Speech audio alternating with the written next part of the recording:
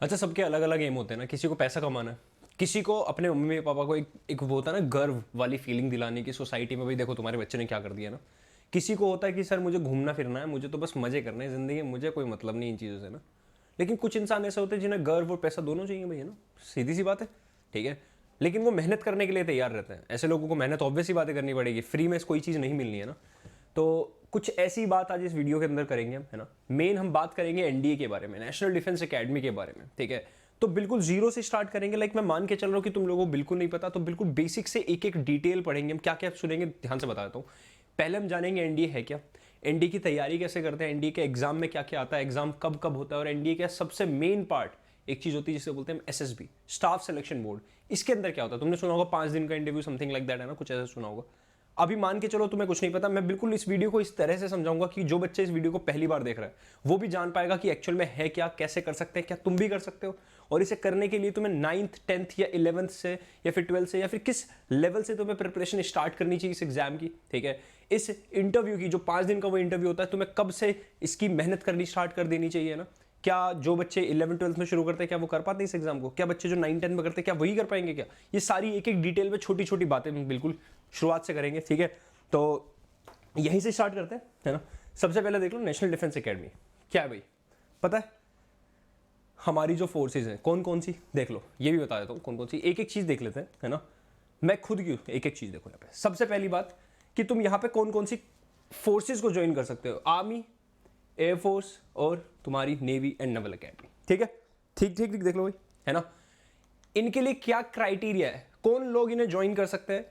India के citizen होने चाहिए तुम, अनमेरिड, और एज लिमिट तुम्हारी ये है भाई, ठीक है। मैं एक और चीज बताऊंगा, जो बच्चे एनडीए का रिटर्न पेपर नहीं निकाल पाते ना, वो भी बाद में जाके एसएसबी दे सकते हैं, यानी वो भी ऑफिसर पोस्ट पे जा सकते हैं। वो खैर बाद की बात है, अभी हम सिर्फ एनडीए की बात कर रहे हैं, ठीक है। वो एक होती है टेक्निकल एंट्री स्कीम, एक चीज करके होती है, ठीक है। चलो उसके बारे में बाद में बात करेंगे।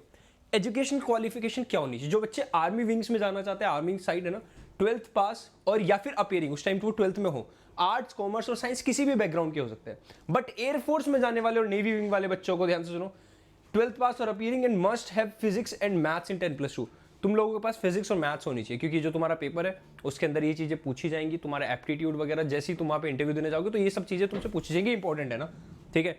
ये वाली चीजें दोनों इंपॉर्टेंट है, ध्यान सुनो। यानी इन्हें कौन बच्चे दे सकते हैं, जो बच्चे साइंस स्ट्रीम के, जिनको एयरफोर्स या नेवी विंग्स में जाना है, ठीक है। कट ऑफ और क्वालिफाइंग मार्क्स क्या है, इन्हें जानने से पहले पहले देख लेते हैं पेपर कितने का क्या होता है, कैसे होता है। चलो याद देखो, एग्जाम का नेम है नेशनल डिफेंस एकेडमी, एनडीए, ठीक है। कंडक्टिंग बॉडी कौन है, कौन कराता है, यूपीएससी। यूपीएससी तो सुना है ना, कितना बड़ा एग्जाम, आईएएस आईपीएस सब बनते हैं, यूपीएससी कंडक्ट कराती है, union public service commission, UPSC ना।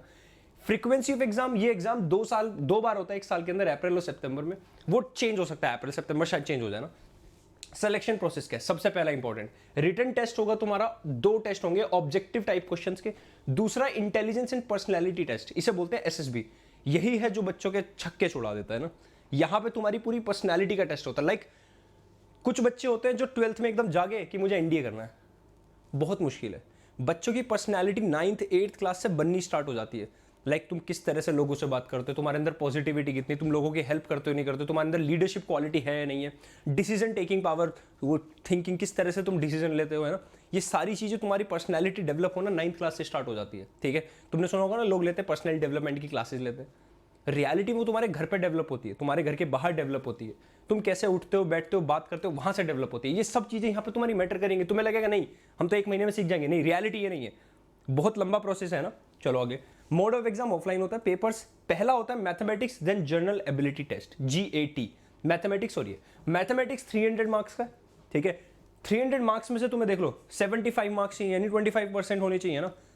600 मार्क्स जीएटी, यहां पे देख लो 150 मार्क्स तुम्हारे होने चाहिए, यानी समझ रहे हो 25% पेपर वाइज। तभी तुम इस पेपर को क्लियर करके आगे एसएसबी के लिए जा सकते हो। पहला तो ये पार्ट, ठीक है। देख लो, नंबर ऑफ क्वेश्चन मैथ्स में 120 होते हैं, 120, और तुम्हारे जीएटी में होते हैं 150। नेगेटिव मार्किंग भी देख लो, -0.83 मैथमेटिक्स में और -1.33 तुम्हारी जीएटी में, ठीक। Exam duration 2.5 hours for each papers, दोनों के लिए 2.5 घंटे हैं, ठीक है। ये बात क्लियर हुई। एग्जाम कट ऑफ, ये सारी चीजें क्लियर होगी, ठीक है। अपने प्रेफरेंस तुम यहाँ पे फिल कर सकते हो, ठीक है। एनडीए का मैथमेटिक्स का पैटर्न क्या है, ये वाली बात खैर बाद के लिए, ये बात अभी रहने देना, ये बात अभी तुम्हारे लिए नहीं है भाई, है ना। ये वाली बात अभी रहने देना, ये वाली, ठीक है। पैटर्न क्या, देखो टोटल मार्क्स 300 का होता है, टोटल क्वेश्चंस 120, मार्क्स 2.5, नेगेटिव इतने, 2.5 घंटे में ऑलरेडी बता चुका हूँ। ठीक, जनरल एबिलिटी टेस्ट ये तुम्हारा, ये सारी चीजें बता चुका हूँ, देख लो जिसको देखनी है। ये मैं पूरी पीपीटी शेयर कर दूंगा जिसको चाहिए, ये पीपीटी यहाँ पे शेयर कर दूंगा @ATLive1010, जिसको अगर ये पीपीटी चाहिए कमेंट सेक्शन में बता देना मुझे, ठीक है। इस वाले टेलीग्राम चैनल पर तुम्हें ये पीपीटी पूरी मिल जाएगी, ठीक है। अब आ जाओ यहाँ पे, ये है सबसे इंपॉर्टेंट पार्ट। यही होता है बच्चों का डिसाइड कि उनकी पर्सनैलिटी किस लेवल की है, क्या वो एयरफोर्स, आर्मी, नेवी के लिए एलिजिबल है या नहीं है, उनके अंदर वो स्पार्क है या नहीं है, उनकी पर्सनैलिटी वो है या नहीं है। यही है वो मेन टेस्ट। एसएसबी के दिन जब तुम पूरे पहले दिन से बात करते हैं, डे 0 रिपोर्टिंग, जिस दिन तुम पहुंचते हो, जैसे तुम्हारी मान लो तुम्हारा एनडीए रिटर्न क्लियर हो गया, मान के चलते तुम्हारा एनडीए रिटर्न क्लियर हो गया, तो तुम्हें कॉल आती है, तुम्हें लेटर आता है, जो भी आता है तुम्हें इंटरव्यू के लिए, तुम्हारा एसएसबी इंटरव्यू है। फॉर एग्जाम्पल मान लो तुम दिल्ली में रहते हो और तुम्हारा एसएसबी इंटरव्यू होना लखनऊ, तो तुम्हारे पास तुम ट्रेन टिकट्स करोगे, जब पहली बार करते हो तो तुम्हें वो वापस भी मिलते हैं पैसे, है ना, ट्रेन टिकट वगैरह के ना, तो तुम ट्रेन टिकट करोगे, तुम पहुंचोगे डे 0 रिपोर्टिंग डे, तुम वहाँ पर रिपोर्ट करोगे, वहाँ से तुम्हें कार, बस जो भी आएगी तुम्हें भर के लेके जाएगी, ठीक है। स्टेशन ऑफिसर तुम्हें वहाँ मिलेगा, वो तुम्हें लेके जाएंगे, डॉक्यूमेंट वेरिफिकेशन होगा, ओरिजिनल डॉक्यूमेंट्स, है ना। उसके बाद पहला दिन स्टार्ट, ये डे 0 मतलब वही है ना। अब तुम्हारा जो दिन स्टार्ट होगा, उस दिन को, पहले ही दिन को बोलते हैं स्क्रीनिंग टेस्ट, है ना। पहुंचते तो बहुत सारे बच्चे, 2, 2.5, 3,000, 5,000, बहुत सारे बच्चे पहुंचते हैं। स्क्रीनिंग को पार कुछ ही बच्चे कर पाते हैं, कुछ ही बच्चे, 50, 100, 25, 50, कुछ भी, मतलब छोटे मोटे ग्रुप को स्क्रीनिंग टेस्ट को पास कर पाते हैं। स्क्रीनिंग टेस्ट में होता क्या है, ठीक है। First day involves 3 test, 3 test होते हैं तुम्हारे। पहला टेस्ट है तुम्हारा picture perception and discussion test. क्या होता है, तुम एक हॉल में बिठा दिए जाते हो, उस हॉल में तुम्हें बहुत दूर एक पिक्चर दिखाई जाती है ना, उस पिक्चर में कुछ भी हो सकता है, मान लो माँ बैठी है, बच्चा बैठा है और खाट के किनारे ऐसे बैठे हैं, और तुम्हें उस पिक्चर को देख के दिमाग में कुछ इमेजिन करनी ही चीज़ है और उसके ऊपर एक स्टोरी लिखनी है।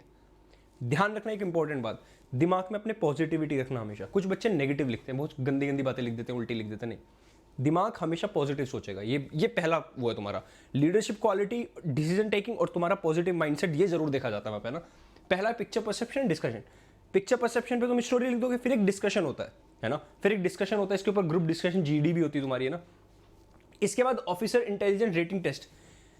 First day involves officer intelligence test, which consists of verbal and non-verbal test. The candidate gets 2 booklets having 40 questions each. The time allotted for each booklet is 15 to 17 minutes. इसके अंदर तुम्हें वो क्वेश्चन ऑब्जेक्टिव खत्म करने होते हैं, यहाँ दो, ठीक है।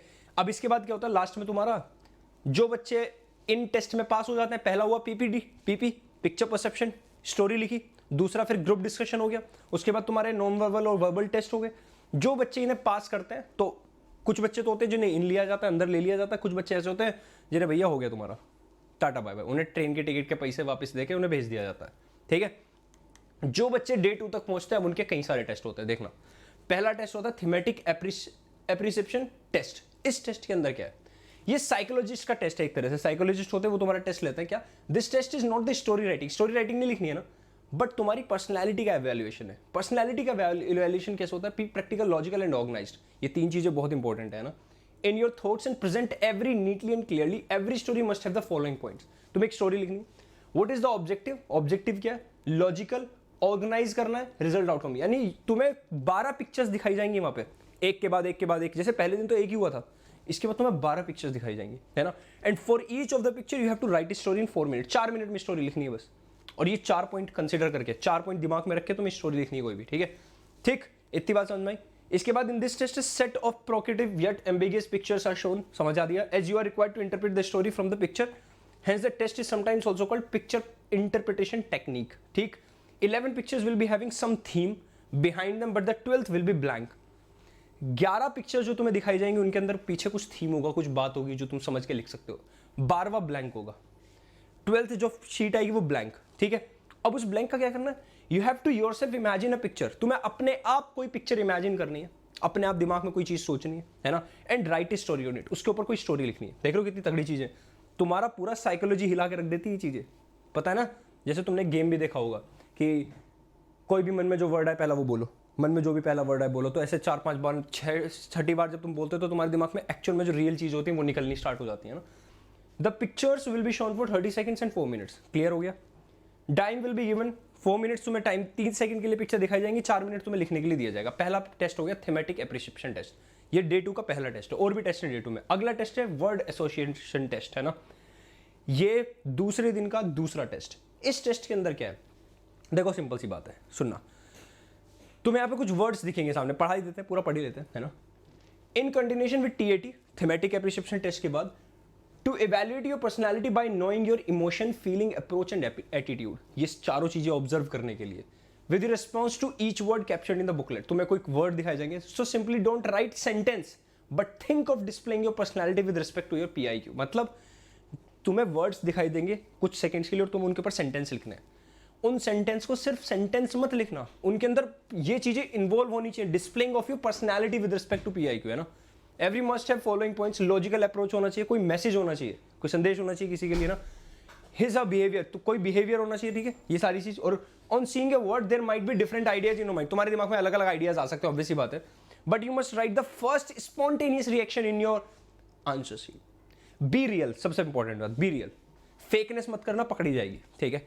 अगला, the time limit is restricted to 15 seconds so that candidate is not confused with subsequent thoughts and gives his first thought, ठीक है। नंबर 60 वर्ड दिखाए जाएंगे तुम्हें टोटल, हर वर्ड को लिखने के लिए 15 सेकंड मिलेंगे हर सेंटेंस को, देख रहे हो कितना जल्दी में लिखना, तुम फालतू की कोई चीज सोच ही नहीं पाओगे।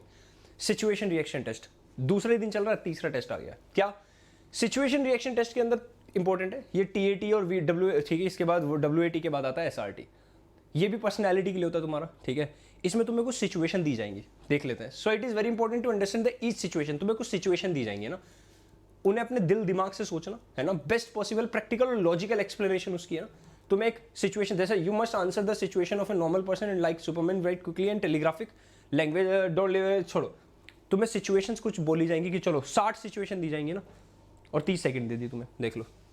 सिचुएशन रिएक्शन टेस्ट, यानी फॉर एग्जांपल तुम्हें एक सिचुएशन दे दी कि बताओ एक गली में एक लड़की को लोग छेड़ रहे थे, है ना, 5-6 गुंडे थे जिनके हाथ में गन थी और वो उस लड़की को छेड़ रहे थे ना, तुम वहां से गुजर रहे हो अकेले, कोई नहीं है दूर दूर तक, क्या करोगे? कमेंट सेक्शन में रिप्लाई करना, ठीक है। पर बात समझ गए सिचुएशन रिएक्शन टेस्ट का मतलब क्या है। अगला, ये भी उसी दिन है, सेकंड डे चल रहा है, self description test. Self description क्या होता है? इसके अंदर तुम्हें क्या करना होता है, पैराग्राफ लिखने होता है बढ़िया बढ़िया 15 मिनट में ना, तुम्हें यह बताना है कि तुम्हारे पेरेंट्स तुम्हारे बारे में क्या सोचते हैं, तुम्हारे टीचर तुम्हारे बारे में क्या सोचते हैं, तुम्हारे क्लासमेट्स तुम्हारे बारे में, तुम्हारे दोस्त तुम्हारे बारे में क्या सोचते हो, तुम खुद तुम्हारे बारे में क्या सोचते हो, कौन सी क्वालिटीज तुम अपनी इंप्रूव करना चाहते हो, कौन सी नहीं।